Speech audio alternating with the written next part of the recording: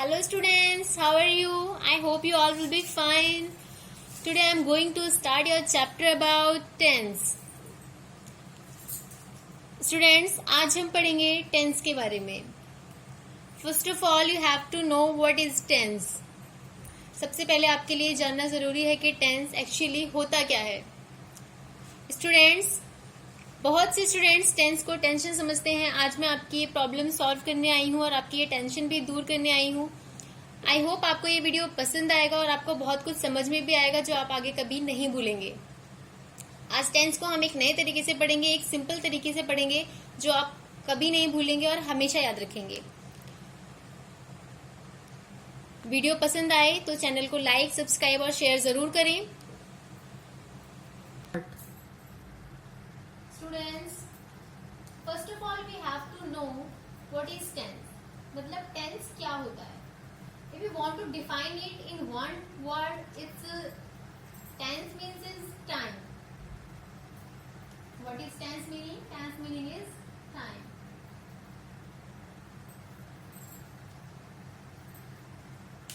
Tense का मतलब होता है time.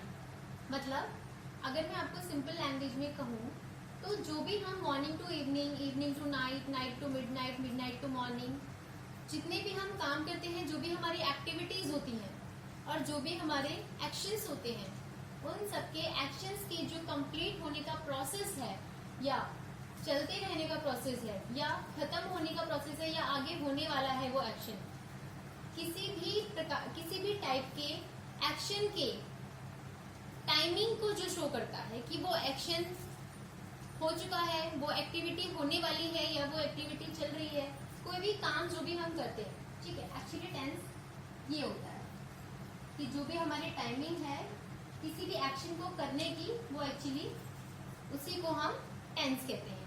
Okay, there are three type of tense. Main three type of tenses: present, past and future. There are 4 kinds of each. सबके 4 parts होते हैं. Present के 4 parts होते हैं, देन पास्ट के 4 पार्ट्स होते हैं एंड देन फ्यूचर के भी 4 पार्ट्स होते हैं. Same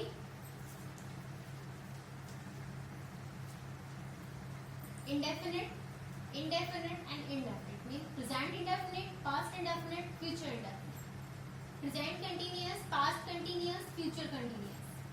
Present perfect tense, past perfect tense, future perfect tense, present perfect continuous, past perfect continuous and future perfect continuous. Okay? Students, first of all we have to know a simple rule. I want to tell you that if you want to make any sentence, we have to use this basic rule that first of all we use subject, then verb. अब यहाँ पर verb में हमारा main verb और auxiliary verb, जिसे हम helping verb भी कहते हैं. ऑक्सिलरी वर्ब और मेन वर्ब को हम यहाँ पर यूज करते हैं. सब्जेक्ट के बाद सीधा हमारा आता है आपका helping verb.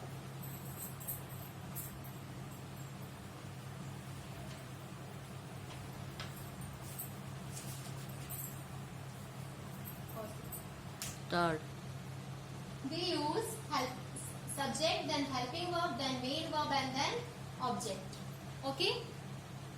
First of all we use subject, then helping verb, then main verb, then object.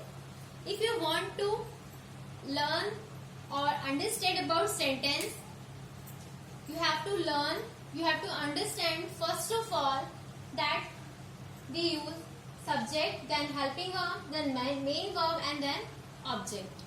Okay? अब हमें अगर सेंटेंसेस को प्रिपेयर करना सीखना है, सेंटेंसेस को बनाना सीखना है और सेंटेंसेस का यूज करना सीखना है, या फिर सेंटेंसेस को आइडेंटिफाई करना सीखना है कि हमारे कौन से सेंटेंसेस कौन से टेंस के हैं, तो हमें सबसे पहले ये जानना जरूरी होगा कि कौन से टेंस में, ये जो 12 पार्ट्स ऑफ सेंटेंसेस हैं, टेंसेस हैं, इन टेंसेस में कौन से पार्ट में हम कौन सी हेल्पिंग वर्ब यूज करते हैं, कौन से पार्ट में हम कौन सी मेन वर्ब यूज करते हैं. ठीक है, मैं आपको वो सिंपल, वो रटा रटाया, वो ओल्ड मेथड नहीं बताऊंगी, मैं आपको कुछ न्यू बताऊंगी, कुछ बहुत सिंपल बताऊंगी, जिससे कि आप इस 10th के 12 के 12 मेथड पार्ट्स को नहीं भूलेंगे। तो इसका सबसे पहले ये सबसे मेन फॉर्मूला है, आपको 12 फॉर्मूले नहीं याद करने, एक फॉर्मूला याद करना है, और वो एक फॉर्मूला है आपका subject plus helping verb plus main verb plus object. Okay, अब first of all we have to know about present indefinite tense.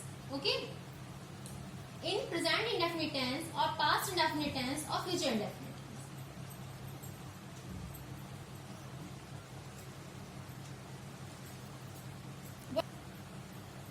We use present indefinite tense to describe an action which is done in the present time.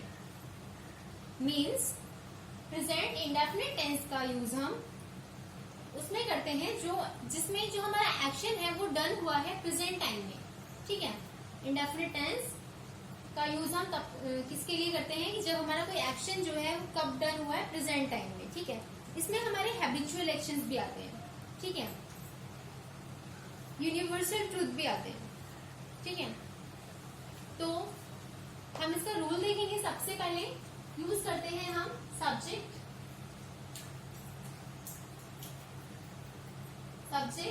Verb की first form SEIS object. ठीक है, सबसे पहले हमें ये जानना जरूरी है कि SEIS हम हमेशा लगाते हैं या नहीं। सबसे पहले तो हम ये समझ लें कि SEIS हमेशा नहीं लगाते। जब हमारा सब्जेक्ट प्लूरल होता है तभी हम SEIS का यूज करते हैं, उसके पहले हम SEIS का यूज नहीं करते। नेगेटिव में कोई SEIS का यूज नहीं होता। नेगेटिव में सब्जेक्ट रहता है, बाकी सब सेम रहता है। यहाँ पर हमारा लग जाता है डू या डज नॉट। ओके, नेगेटिव में हम क्या यूज करते हैं, डू या डज नॉट। मतलब प्रेजेंट इंडेफिनिट और पास्ट इंडेफिनिट, इन दोनों के अफर्मेटिव में हम कोई ऑक्सिलरी वर्ब यूज नहीं करते। ओके, कोई भी ऑक्सिलरी वर्ब यूज नहीं होती किसमें, प्रेजेंट इंडेफिनिट और पास्ट इंडेफिनिट में। कुछ मैं आपको जिन बातों को मैं रिपीट करूंगी वो आपको भी रिपीट करिए, जिससे कि आप बहुत इजीली इन मेथड्स को और इन रूल्स को समझ पाएंगे और आपको याद करने की और रटने की जरूरत नहीं पड़ेगी। ठीक है, तो एक बार पहले हम ये याद रखेंगे कि हमारा रूल जो है वो कॉमन है, subject, helping verb, main verb और ऑब्जेक्ट। ठीक है, उसके बाद हमें ये याद करना है कि प्रेजेंट इंडेफिनिट और पास्ट इंडेफिनिट में हम कोई भी ऑक्सिलरी वर्ब यूज नहीं करते, कोई भी हेल्पिंग वर्ब यूज नहीं करते। ठीक है, लेकिन प्रेजेंट इंडेफिनिट और पास्ट इंडेफिनिट के ओनली एफर्मेटिव में यूज नहीं करते। हम नेगेटिव में, दोनों के नेगेटिव और इंटेरोगेटिव में ऑक्सिलरी वर्ब यूज करते हैं। अब जैसे कि हम प्रेजेंट में यूज करते हैं डू डज, पास्ट इंडेफिनिट में हम यूज करते हैं डिड।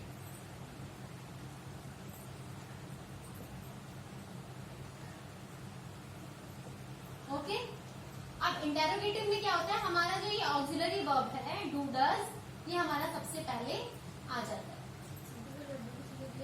ठीक है, सेम यहाँ पर भी जो डिड नॉट है वो सबसे पहले आ जाता है। कोई भी सेंटेंस बना रहे हो आप, दो बातें हमेशा याद रखेंगे। नेगेटिव सेंटेंसेस में क्या होता है, जो सब्जेक्ट है उसके तुरंत बाद हम ऑक्सिलरी वर्ब का यूज करते हैं और उसके तुरंत बाद हम नॉट का यूज करते हैं। ठीक है, जैसे सब्जेक्ट फिर फिर ठीक है, तो अब हमें ये समझने की जरूरत है कि नेगेटिव में सब्जेक्ट के बाद डू डज नॉट और यहाँ पर सब्जेक्ट के बाद डिड नॉट का यूज होता है। ठीक है, डू डज का यूज भी हम सिंगुलर प्लूरल के अकॉर्डिंग करते हैं, डू का यूज प्लूरल के लिए और डज का यूज सिंगुलर के लिए।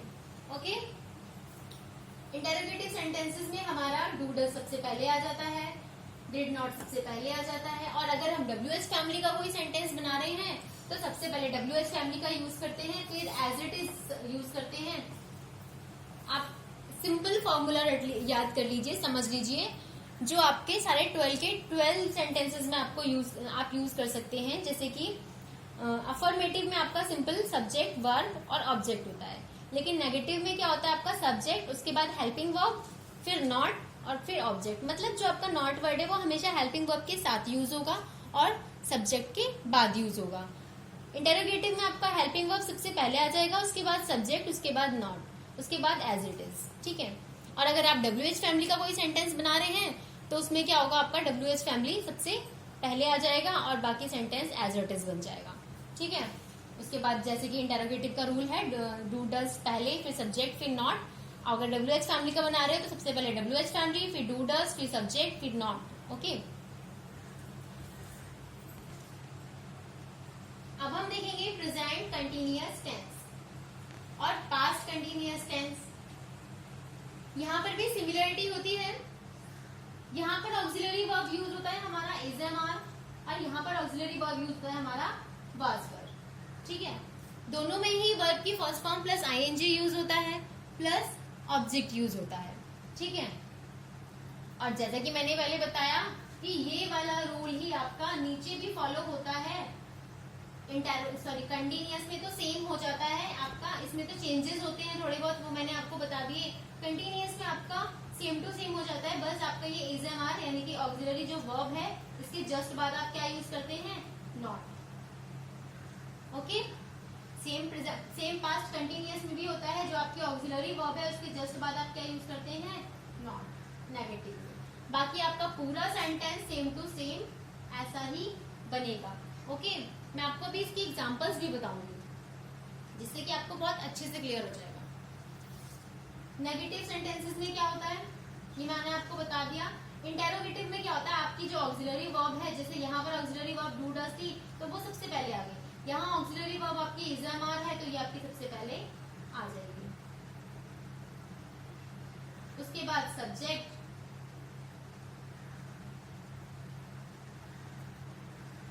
उसके बाद नॉट, फिर आपका एज इट इज वर्ब की first form plus ING plus object. ठीक है।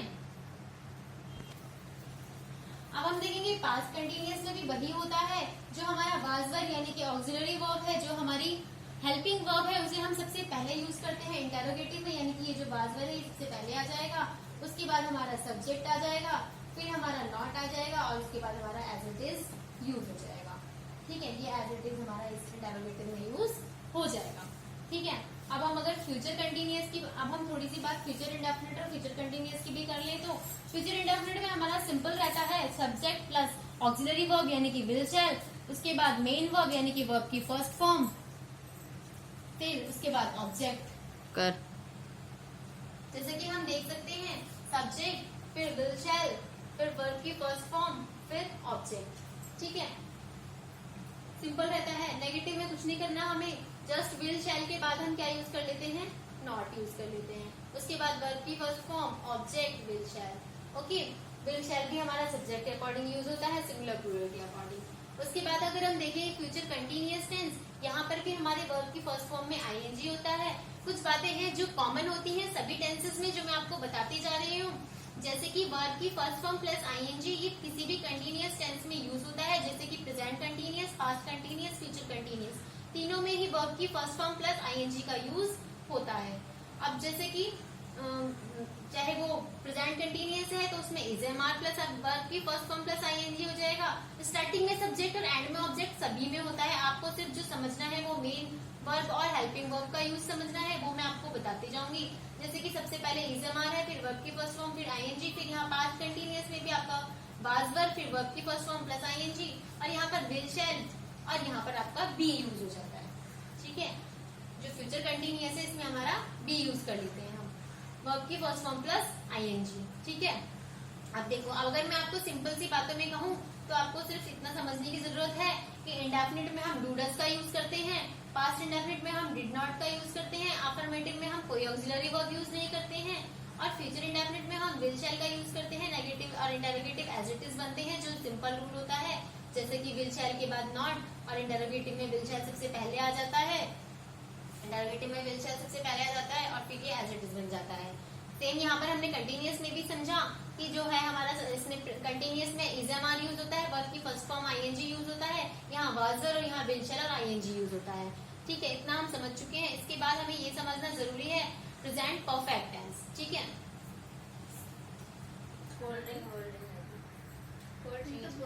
अब हम पढ़ेंगे present perfect tense. Present perfect tense में क्या होता है, सबसे पहले सब्जेक्ट, फिर हैज हैव, फिर वर्ब की थर्ड फॉर्म, फिर ऑब्जेक्ट। इसमें क्या होता है, ठीक है, तो इसमें हम यूज करते हैं हैज हैव, इसमें पास्ट में हम यूज करते हैं हैड, वर्ब की थर्ड फॉर्म का ही यूज करते हैं, ठीक है। और यहाँ पर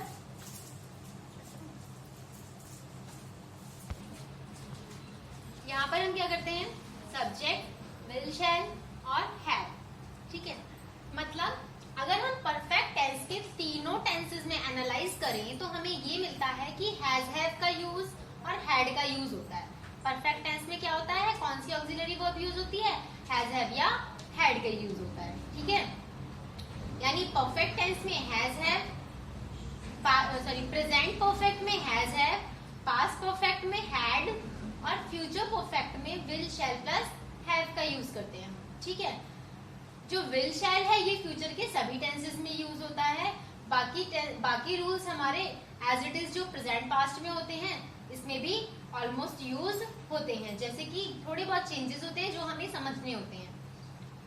जैसे कि फ्यूचर परफेक्ट टेंस में विल, शैल है, फिर हैव है, ठीक है। अब इसमें हैज नहीं यूज होता, ओनली हैव यूज होता है, ठीक है। ये हो गया हमारा फ्यूचर परफेक्ट टेंस।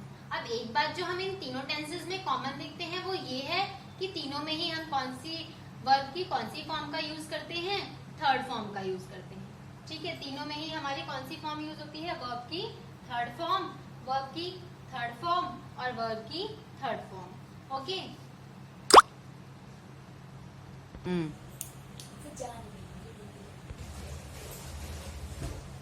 देखो अब यहाँ पर भी हम अगर नेगेटिव की और इंटेरोगेटिव की बात करें तो हैज हैव के जस्ट बाद हम नॉट का यूज कर लेते हैं, बाकी रूल हमारा सेम रहता है। और इंटेरोगेटिव में हैज हैव हमारा सबसे पहले आ जाता है, फिर सब्जेक्ट का यूज करते हैं और फिर एज इट इज हमारा रूल पूरा। और अगर हमें WH फैमिली का सेंटेंस बनाना है तो सबसे पहले WH फैमिली, फिर हैज हैव, फिर सब्जेक्ट, फिर एज इट इज यूज कर लेते हैं। सेम पास्ट परफेक्ट में भी होता है वही। अगर हम नेगेटिव सेंटेंस की बात करते हैं तो हैड के बाद नॉट का यूज होता है, और अगर इंटेरोगेटिव की बात करते हैं तो जो हैड है हमारा वो सबसे पहले आ जाता है क्योंकि वो हेल्पिंग वर्ब है। इंटेरोगेटिव में हमेशा जो हेल्पिंग वर्ब है हमारी सबसे पहले आ जाती है, उसके बाद हम सब्जेक्ट का यूज करते हैं। और अगर WH फैमिली यानी कि व्हाट, व्हाई, वेयर, हाउ, इन सब का यूज करना होता है अगर हमें, तो ये हमारे सबसे पहले आ जाते हैं, उसके बाद हमारा helping verb, then subject, then anything else, okay. और अगर हम फ्यूचर परफेक्ट टेंस की बात करें तो उसमें भी हमारा ऐसे ही होता है, subject, will, shall, have plus verb की थर्ड फॉर्म ऑब्जेक्ट है, तो यहाँ पर हमारा विल, शैल के बाद नॉट आ जाता है, देन हैव का यूज करते हैं हम, क्योंकि यहाँ दो ऑक्सिलरी वर्ब यूज होती है इसलिए दोनों ऑक्सिलरी वर्ब के बीच में हम नॉट का यूज करते हैं, ठीक है। और इंटेरोगेटिव सेंटेंस है तो विल, शैल सबसे पहले आ जाता है, then subject, then have, then बाकी सारा आपका सेम रूल हो जाता है, ठीक है। तो याद करने वाली बात और समझने वाली बात जो है वो मेन ये है कि परफेक्ट टेंस में हमारा हैज हैव और हैड का यूज होता है और वर्ब हमारी थर्ड ही यूज होती है। उसके बाद प्रेजेंट परफेक्ट कंटिन्यूअस की अगर हम बात करें तो इसमें हमारा यूज होता है subject plus has have been plus जो हमारा प्रेजेंट परफेक्ट कंटिन्यूअस टेंस होता है, चाहे वो पास्ट परफेक्ट कंटिन्यूअस टेंस हो चाहे वो फ्यूचर परफेक्ट कंटिन्यूअस टेंस हो, इसमें हमारा क्या कॉमन होता है, हैड बीन, ठीक है। सबसे पहले इसमें हमारा क्या कॉमन होता है, हैज बीन और हैड बीन, ठीक है। जो पास्ट के टेंस है उसमें हम हैड बीन का यूज करते हैं, जबकि जो प्रेजेंट और फ्यूचर है उसमें हम प्रेजेंट में हम हैज हैव बीन और फ्यूचर में हम will, shall plus will, shall have been, okay. Future में फिर हम क्या यूज करते हैं, will, shall plus have been, okay.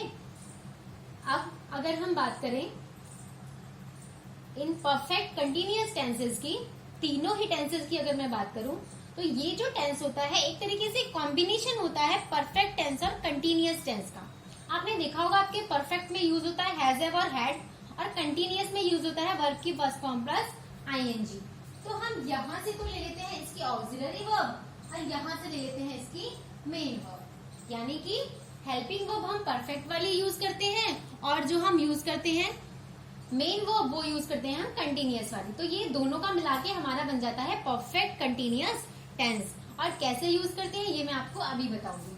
जैसे कि यहाँ पर हमने हैज हैव यूज किया, क्योंकि प्रेजेंट के परफेक्ट में हैज हैव यूज होता है, इसलिए हम इसमें भी प्रेजेंट परफेक्ट कंटिन्यूअस में भी हम हैज हैव ही यूज करते हैं। प्लस यहाँ पर बीन लग जाता है। ये हमें याद रखना है कि बीन हमारा तीनों ही परफेक्ट कंटिन्यूअस टेंसेस में लगता है। लेकिन अब अगर हम बात करें पास्ट परफेक्ट की, तो इसके परफेक्ट में हम हैड का यूज करते हैं, इसलिए यहाँ पर भी हम हैड का यूज करते हैं। ठीक है। और जैसे कि यहाँ कंटिन्यूअस में वर्ब की फर्स्ट फॉर्म और आईएनजी का यूज होता है, तो यहाँ भी वर्ब की फर्स्ट फॉर्म और आईएनजी का यूज होता है, क्योंकि ये दोनों का कॉम्बिनेशन है परफेक्ट और कंटिन्यूअस। तो कंटिन्यूअस की हम मेन वर्ब ले लेते हैं और प्रेजेंट परफेक्ट टेंस की हम हेल्पिंग वर्ब ले लेते हैं। सेम अगर हम बात करें पास्ट टेंस की, पास्ट परफेक्ट टेंस की, तो यहाँ पर भी मैंने बता दिया आपको कि जैसे कि यहाँ ये हैड है, तो ये हम यहाँ पे ले लेते हैं, और ये जो इसकी वर्ब की फर्स्ट फॉर्म और आईएनजी है वो हम यहाँ ले लेते हैं। अगर मैं बात करूँ फ्यूचर टेंस की, तो जैसे यहाँ विल शैल और हैड यूज होता है, इसमें हैज या हैड का यूज नहीं होता, इसीलिए हम यहाँ पर फ्यूचर परफेक्ट में कंटिन्यूअस टेंस में भी विल शैल और हैव का यूज करते हैं। उसके बाद यहाँ पर कंटिन्यूअस में वर्ब की फर्स्ट फॉर्म प्लस आईएनजी का यूज होता है, हम यहाँ पर भी वर्ब की फर्स्ट फॉर्म और आईएनजी का यूज करते हैं। ठीक है। I hope you better understand. कुछ बहुत सिंपल सी चीजें हैं जो आपको हमेशा के लिए याद रखनी है, जो मैं आपको अभी बता देती हूँ। जैसे कि वर्ब की सेकंड फॉर्म, इसका use only past indefinite tense के अफर्मेटिव में होता है और कहीं नहीं होता। नेगेटिव में हम वर्ब की फर्स्ट फॉर्म का ही यूज करते हैं। ठीक है। और इंटरोगेटिव में भी हम वर्ब की फर्स्ट फॉर्म का ही यूज करते हैं। ये जो सेकंड फॉर्म है हमारी ओनली पास्ट इंडेफिनिट के अफर्मेटिव टेंसेस में यूज होती है। I hope you better understand. अगर आपका बेसिक क्लियर है तो आपको ये जरूर समझ में आया होगा।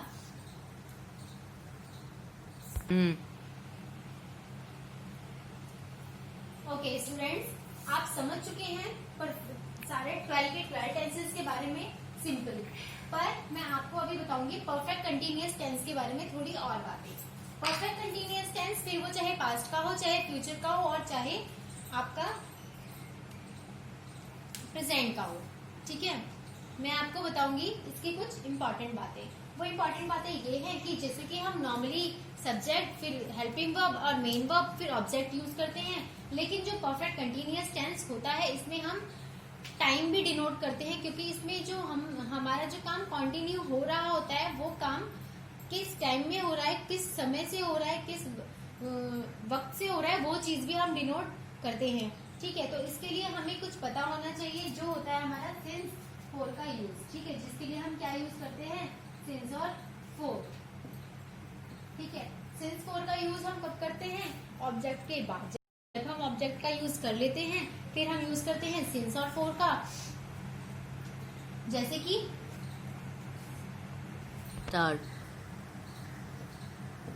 अगर हम बात करें सिंस की, तो इसका यूज हम करते हैं पॉइंट ऑफ टाइम के लिए, और फोर का यूज करते हैं हम पीरियड ऑफ टाइम के लिए। अब मैं आपको इसका डिफरेंस समझाऊंगी। पॉइंट ऑफ टाइम, पॉइंट क्या होता है, just it is a point, और पीरियड क्या होता है, इस पॉइंट से लेके इस पॉइंट तक, ये पूरा आपका पीरियड हो गया। जैसे मैंने आपको बोला कि आपका पीरियड है 2:30 से और यहाँ 2:50 तक। ठीक है। तो ये 2:30 और 2:50 के बीच का जो टाइम पीरियड है, ये एक पूरा टाइम पीरियड हो गया। ठीक है, कि इतने बजे से इतने बजे तक। ठीक है। यानी कि इसके बीच में आपके जितने भी घंटे, जितने भी मिनट्स हो गए, आप वो काउंट करेंगे और लिखेंगे इतने मिनट्स। सपोज दैट 4 मिनट्स या 6 मिनट्स या 2 आवर्स। ठीक है। ये होता है आपका period of time. Point of time क्या होता है आपका, एग्जिट टाइम, यानी 5 बजे से, 5 तारीख से 6 बजे से। ठीक है। या मंडे से, ट्यूसडे से, सुबह से, शाम से। ठीक है। मॉर्निंग से, इवनिंग से। ठीक है। ये क्या होता है आपका पॉइंट ऑफ टाइम, कि आपको एग्जैक्ट टाइम पता है कब से। ठीक है। और अगर आप बोल रहे हैं 2 दिन से, तो आपको एग्जैक्ट नहीं पता है कि कौन से 2 दिन से। ठीक है। अगर और मैं आपको इसका एक सिंपल वे बताऊं नॉर्मल लैंग्वेज में, जिससे कि आपको सिंस और फोर का यूज बहुत अच्छे से समझ में आए, तो मैं आपको बताऊंगी कि सिंस का यूज हम तब करते हैं जब टाइम चेंज हो जाता है।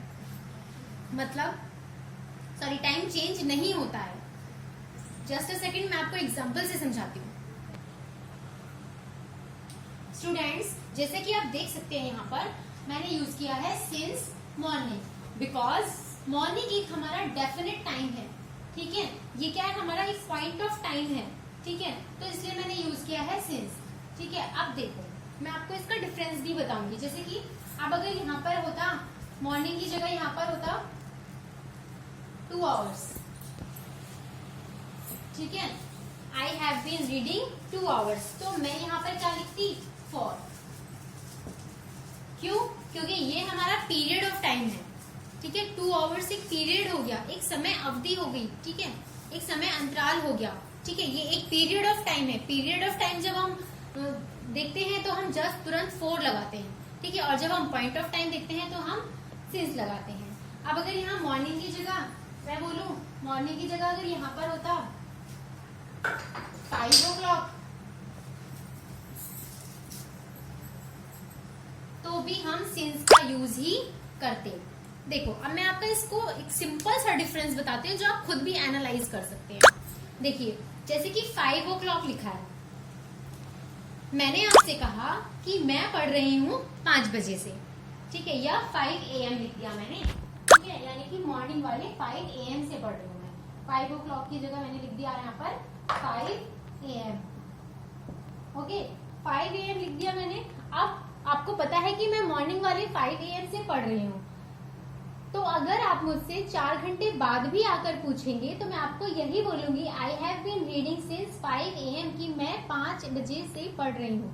लेकिन अगर मैं बात करूं, मैंने अगर बोल दिया ये ना बोल करके ये बोल दिया मैंने कि I have been reading for 2 hours, मैं 2 घंटे से पढ़ रही हूँ, और अगर मेरे पास आप 2 घंटे बाद आते हैं, आप एक बार मेरे पास आए, मैंने आपसे बोला I have been reading for 2 hours, आप फिर उसके 2 घंटे बाद मेरे पास आए, तो मैं आपसे कह रही हूँ I have been reading for, फिर मैं आपको 2 आवर्स नहीं बोलूंगी, मुझे 4 आवर बोलना पड़ेगा, क्योंकि 2 घंटे और बीत चुके हैं, ठीक है, यानी टाइम बीतने के बाद मुझे अपने सेंटेंस में अपने टाइम में चेंजिंग करनी पड़ेगी कि अब मैं 2 घंटे से नहीं पढ़ रही हूँ, अब मैं 4 घंटे से पढ़ रही हूँ, ठीक है।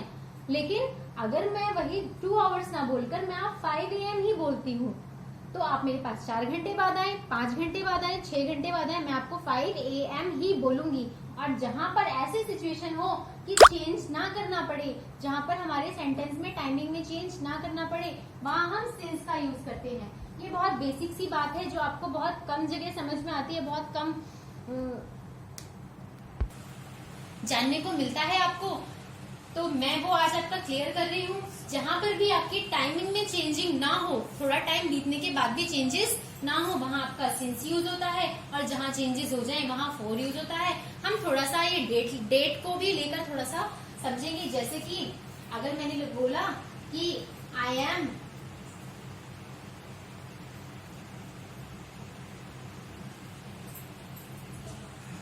जैसे कि हम देख सकते हैं यहाँ पर मैंने यूज किया I have been reading this book since 6 July, मैं ये बुक पढ़ रही हूँ 6 जुलाई से, तो यहाँ पर 6 जुलाई बिल्कुल एग्जैक्ट डेट पता है मुझे, exact point of time, point of time का मतलब क्या है, एग्जैक्ट हमें वो टाइम पता है, एग्जैक्ट हमें वो डेट पता है, तो वहां पर हम सिंस का यूज करते हैं। जबकि अगर यहाँ पर 6 जुलाई की जगह लिखा होता यस्टरडे,